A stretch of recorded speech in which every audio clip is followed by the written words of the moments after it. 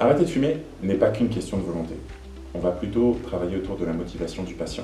À partir du moment où un patient se pose des questions et envisage un changement, nous pouvons le recevoir et lui proposer un accompagnement spécifique, fait de consultations et d'ateliers thérapeutiques. Je tiens à préciser que dans les addictions, comme dans la majorité des changements de comportement, le besoin de prise en charge concerne une minorité de patients. Dans la majorité des cas, le changement est naturel et peut se faire sans l'intervention d'un professionnel de santé. Arrêter de fumer peut parfois sembler insurmontable.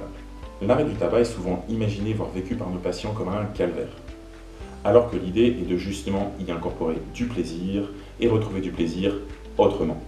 Il arrive à la clinique que des patients nous confient avoir peur de rencontrer un tabacologue. Ils évoquent une peur d'être jugés, culpabilisés. Notre travail va être tout l'inverse.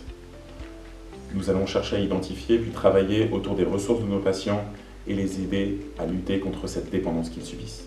En entretien, nous allons favoriser des questions ouvertes, une écoute attentive, encourager et valoriser le patient dans sa démarche d'arrêt du tabac.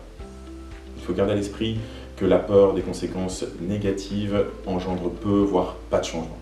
Inutile de rappeler à un fumeur que le tabac est mauvais pour la santé ou qu'il peut en mourir. Il le sait déjà dans l'immense majorité des cas.